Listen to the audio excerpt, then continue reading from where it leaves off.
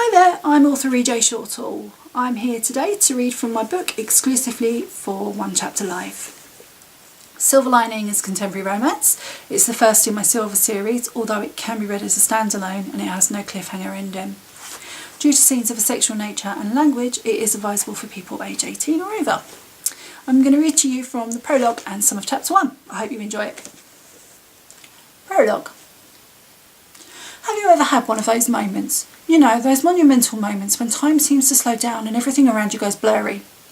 Or maybe you've received some news that's so devastating you just want to crawl under the nearest rock and never come out again. I have, on both counts. David and I had been together since we were 17 and studying at the same college.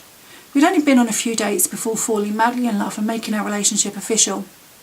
We'd even managed to keep the romance going when I was off studying at university and he stayed local to get a job. On my 23rd birthday, David surprised me with dinner out and a diamond ring for my left hand.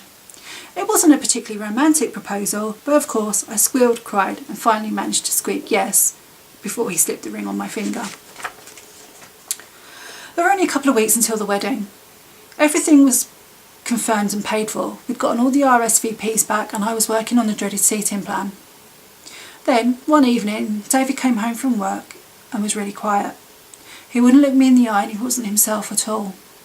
I asked him what was wrong and he hit me with a bombshell. He couldn't do it. He couldn't go through with the wedding. He didn't want to get married. I had the aforementioned moment when I couldn't comprehend what he was talking about, and then of course I began assuming the worst, that he was seeing somebody behind my back. He didn't love me after all. He was already married and we'd been living a lie all this time. Whatever the reason, it didn't matter. The simple fact was he didn't want to marry me. I was left devastated, angry and so confused. The man I'd thought I'd spend the rest of my life with simply didn't want me anymore. To this day, I still don't know why he couldn't go through with it. So what's a girl to do when her heart's been shattered into a million pieces and all the trust in the man she loves has been completely destroyed? Chapter 1. Welcome to my new home and to the start of my new life, I think to myself as I close the door and take in my surroundings. This is my new place of refuge, a 2-bedroom flat in a newly built complex in the outer suburbs of London.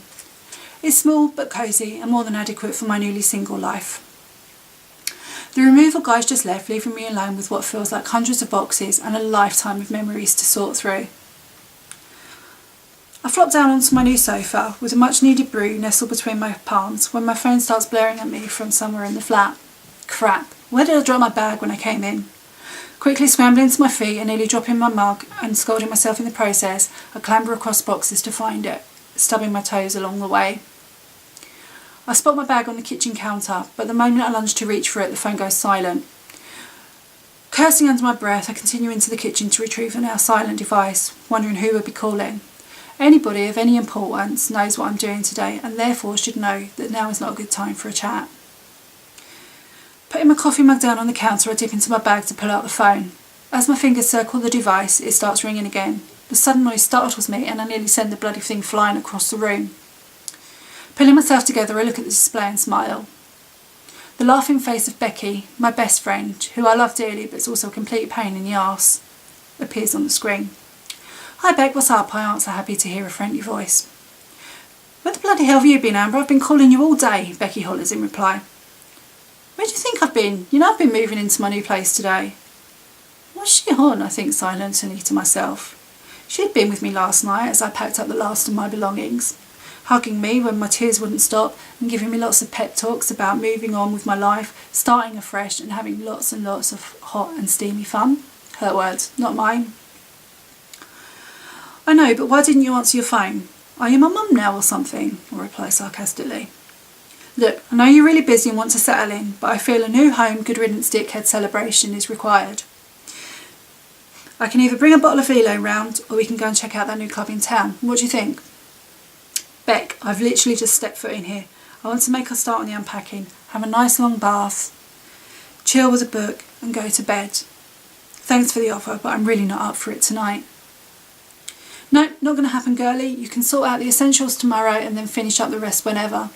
I'll even come and help. You're finally free of Mr. Nobles. You're young, you're gorgeous and you've got your whole life ahead of you.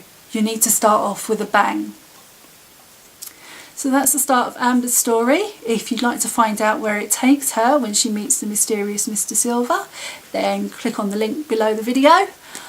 Thanks for listening. I hope you enjoyed it. Bye bye.